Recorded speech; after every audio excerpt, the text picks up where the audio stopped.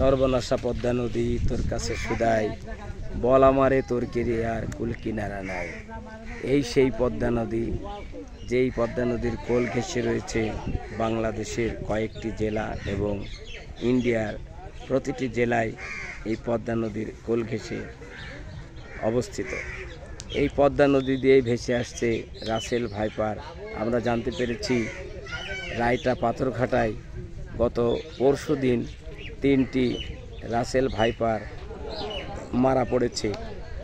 Rocky নামে একটি ছেলে চাকলার চর নামক স্থানে বাদাম তুলতে গেলে, এই সেই বাদাম তুলতে গেলে সেখানে প্রথমে 2টি রাসেল ভাইপার সাপ দেখতে পায়। তাৎক্ষণিক তার হাতে থাকা একটি লাঠি দিয়ে সাপ দুটোকে মেরে ফেলে। পরবর্তীতে রাসেল ভাইপার সাপ যে এই বাদাম গাছের মধ্যে লুকায় রয়েছে আসলে ওই রকি নামে ছেলেটি বুঝতে পারে নাই। আবার যখন পরবর্তীতে সে বাদাম তুলতে গেছে ঠিক তখনই তার ডান হাতের উপরে কামড় দিয়ে বসে। যখনই কামড় দিয়ে বসে তখনই রকি ছটফট করতে থাকে, অস্থির হয়ে যায়। আশেপাশে কাজ করা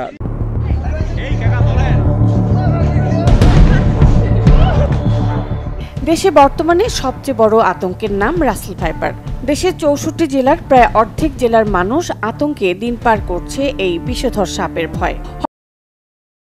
কাজ করা যে সমস্ত কৃষকরা ছিল তারা দ্রুত রকির কাছে চলে আসে। রকি বিস্তারিত বিবরণ খুলে বলার পরে তখন ওই সাপটিকেও উপস্থিত জনগণ কৃষকরা মেরে ফেলে। এখন চলে রকির চিকিৎসার পালা। তো হাতের কাছে এমন কোনো চিকিৎসা বা হাসপাতাল নেই বললেই চলে। তখন অত্র এলাকার 7 জন বৈদ্য অর্থাৎ ওঝা তারা রকির দেহ থেকে বিষ নামানোর জন্য যথেষ্ট পরিমাণ চেষ্টা করে। এক পর্যায়ে একজন ওঝা যার নাম মহিদুল ইসলাম তিনার কাছে ফোন করার পরে উনি চলে আসার পরে বিষ নামাইতে সক্ষম হয়। এখন বর্তমান রকি সুস্থ আছে। আমরা কিছুক্ষণের মধ্যে রকির নিজ মুখের জবানবন্দি নেব। আপনারা যেখান থেকে এই লাইভটি দেখছেন, যদি আপনাদের বাড়ির আশেপাশে কোনো এই ধরনের রাসেল ভাইপার সাপ কোনো রোগীকে কামড় দিয়ে বসে, আমার স্ক্রিনে দেওয়া একটি নাম্বার, এই নাম্বারে আপনারা অবশ্যই যোগাযোগ করবেন।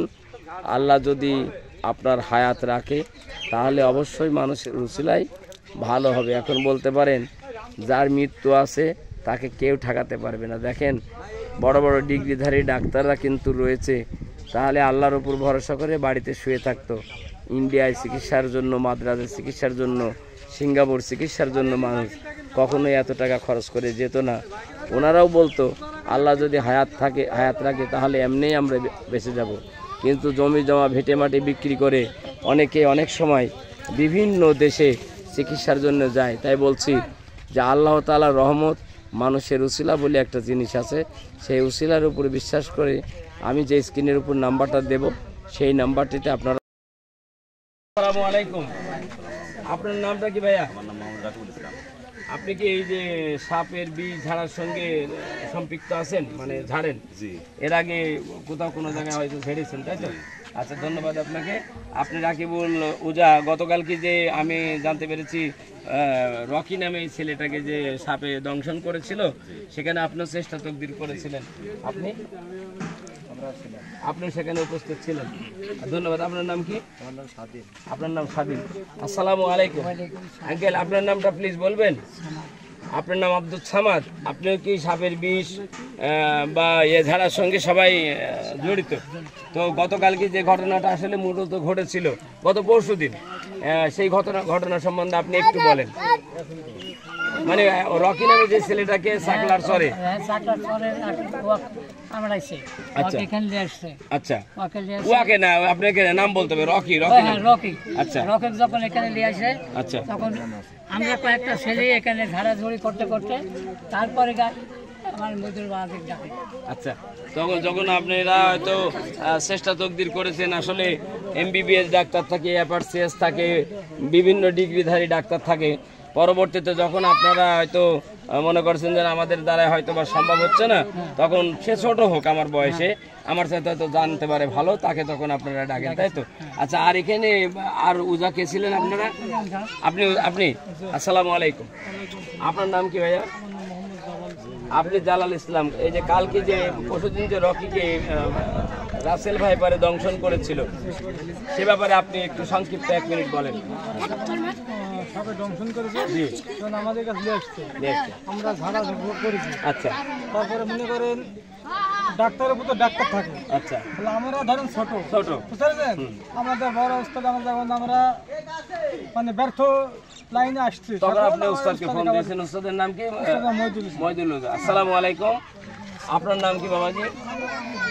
আপনি আমিরুল। আপনাকে যদিও উনি উস্তাদ বলে ডাকছে, তো গত পরশুদিনকে আপনারা সবাই চেষ্টা তকদির করেছিলেন রকিকে হয়তো সুস্থ করার জন্য, কিন্তু হয়তো কোনো কারণবশত আপনারা যেটুকু জানেন সেটুকু দিয়ে রকিকে সুস্থ করতে পারতেছিলেন না। আপনারা চেষ্টা করেছেন, তারপরে আপনারা মহিদুল উজাকে ডেকেছিলেন। ডাকার পরে উনি আল্লাহর রহমতে আসে, ঝাড়ফুঁক দেওয়ার পরে মোটামুটি ছেলেটা সুস্থ। এটা তো সত্য সবাই নাকি? ছেলেটাকে কি কামড় দিছিল? জি, কামড় দিছিল। জি, ধন্যবাদ। আমি এখন বর্তমান আপনারা দর্শক দেখতে পাচ্ছেন যে ছেলেটাকে আসলে মূলত কামড় দিয়েছিল, সেই ছেলেটার সঙ্গে প্রথমে কথা বলবো, তারপরে কথা বলবো এই ছেলেটাকে যিনি গত পরশুদিন আল্লাহর রহমতে সুস্থ করেছিল। তো বাবা, তোমার নামটা কি বাবা? মোহাম্মদ রকি মন্ডল। রকি মন্ডল। তোমার বাবার নাম কি? মোহাম্মদ আব্দুল খালেক। তোমার বাবার নাম হচ্ছে মোহাম্মদ আব্দুল খালেক মিস্ত্রি, আমরা যতটুকু জানতে পেরেছি আব্দুল খালেক মিস্ত্রি। তোমাদের বাড়ি কোথায়? বাড়ি চাকলার চরে। চাকলার চরেই বাড়ি?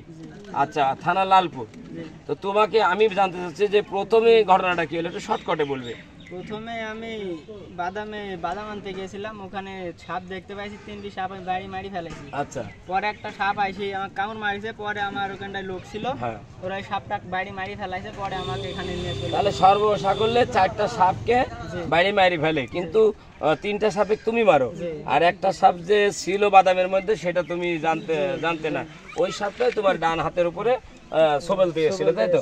আচ্ছা, তোমাকে যখন সবল দেয় তখন তোমার অবস্থা খুবই যখন অবনতি হয়ে যায়, তখন এই জায়গাটায় নিয়ে আসে, তাই তো? রায়টা পাথরঘাটা। দর্শক আপনারা দেখছেন এটা রায়টা পাথরঘাটার সুন্দর মনোরম পরিবেশ। তো এই জায়গাটায় যখন নিয়ে আসে বিভিন্ন ওজারা তাকে সুস্থ করার জন্য চেষ্টা চালায়। যখন ব্যর্থ হয় তখন মহিদুল নামে আরেকজন ওজা, যার বাড়ি নাকি কুচিয়ামোড়া, কুষ্টিয়া জেলা ভেড়ামারা উপজেলা বাহাদুরপুর ইউনিয়ন, কুচিয়ামোড়া বাজার সংলগ্ন। আমি এখন তার সঙ্গে কথা বলবো। আসসালামু আলাইকুম। আপনার নামটা বলে শুরু করেন। আপনি যখন এই রোগীকে নিয়ে আসলো, রকিকে নিয়ে আসলো, তখন আপনি এসে আপনার করণীয়টা একটু শর্টকাটে বলতেন। আমি এসে দেখলাম রোগীটা একটু নার্ভাস, তারপর আমি লোকজন ছিল বললাম একটু সাইড দেন, আমি একটু দেখি। আচ্ছা, তারপর দেখলাম, দেখার পরে রোগীটা ঝাড়লাম। আচ্ছা, ঝাড়ার পরে দাঁত মারছিল, দাঁড়কে দিলাম, দেওয়ার পরে একটা চুনা তেল পড়া দিলাম। তেল পড়া দিলাম। আচ্ছা, যাই হোক, আপনি আপনার কায়দা মতো করে দিলেন। বললাম তুমি টেনশন করো না, এটা তোমার কিছু হবে। আচ্ছা, আপনার কামড়ে তোমার মৃত্যু হবে। তাহলে গত পরশুদিন যে ঘটনা ঘটেছিল, একটি সাপ এই ছেলেটাকে কামড় দিয়েছিল, আল্লাহর রহমতে ছেলেটা সুস্থ হয়েছে। এখন আল্লাহ তাআলা কার হাত দিয়ে কাকে সুস্থ করবে সেটা একমাত্র আল্লাহ জানে। তো এটা আমার মাঝে ছেলে, এটা শিখছে। ও, এটা তুমি কি শিখছো? এটা ঝাড়ফুঁক দেওয়া শিখছো কিছু? কি নাম তোমার? ইয়াসিন। বলে মোহাম্মদ ইয়াসিন। ও, তুমি তোমার আব্বুর কাছ থেকে শিখছো, তাই তো? আচ্ছা, ঠিক আছে, ধন্যবাদ। তোমার আব্বু যদি কোনো কারণবশত আল্লাহ না করুক অকালে মৃত্যুবরণ করে, পরবর্তীতে তুমি তার উত্তরসূরি হিসাবে এই ঝাড়ফুঁকগুলা দেবে, তাই তো? ধন্যবাদ সবাইকে। সম্মানিত দর্শক, আপনারা দেখতে পাচ্ছেন এটা হচ্ছে কুষ্টিয়া জেলা ভেড়ামারা উপজেলার বাহাদুরপুর ইউনিয়ন রায়টা পাথরঘাটা একটি স্কুল সংলগ্ন। আমরা আজকে এখানে এসেছি রাসেল ভাইপার নিয়ে। যে গুজবটা ছড়িয়েছে আসলে গুজব নয়, বাস্তবে রাসেল ভাইপার নামে একটি সাপ দেখা দিয়েছে। বহুদিন আগে এই সাপ আবির্ভূত হয়েছিল, সেই সাপ আবার নতুন করে আবির্ভূত হয়েছে এবং নদীমাতৃক এলাকায় নদীর কুল ঘেঁষে যে সমস্ত বাড়িগুলো আছে এই সমস্ত বাড়িতে লোকজনকে দংশন করছে। তো অনেকেই মারা গিয়েছে এ পর্যন্ত। আজকে আমরা সংবাদ পেয়েছি যে মহলা হাবাসপুর নামে একটি জায়গায় একজন মারা গিয়েছে। যাই হোক, ওখানে খবরটা আমরা এখনো পাইনি, যাবো, আবার ওখানে যাব।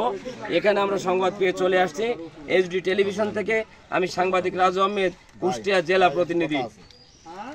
বলেন। আমি সরকারের কাছে আবেদন করছি, আমাদের লাইসেন্সের প্রয়োজন। ও যাদের একটি লাইসেন্সের প্রয়োজন, ওনারা একটি যৌক্তিক খাড়া করেছে যে আমরা হয়তো জীবনের ঝুঁকি নিয়ে অনেক সময় অনেক রোগীকে ঝাড়ফুঁক দেই, অনেক সময় কোনো রোগী মারা যেতে পারে, আমাদের উপরে বিভিন্ন সময় পরিবারের উপর থেকে চাপ আসতে পারে, যে চাপটি অনেক সময় অনেক ক্লিনিক বা হাসপাতালে হয় যে ডাক্তারের গাফিলতির কারণে রোগী মৃত্যুবরণ করেছে, অনেক ডাক্তারের চেম্বার ভাঙচুর করা হয়। তো ইনারা যখন একটা ছেলেকে সুস্থ করার জন্য দায়ী দায়িত্ব নেবে বা তারা ছেলেটাকে বাঁচানোর চেষ্টা করবে, আল্লাহ না করুক ছেলেটার হায়াত ওই পর্যন্তই ছিল, ছেলেটা যদি কোনো কারণবশত মৃত্যুবরণ করে, হয়তো পরিবারের পক্ষ থেকে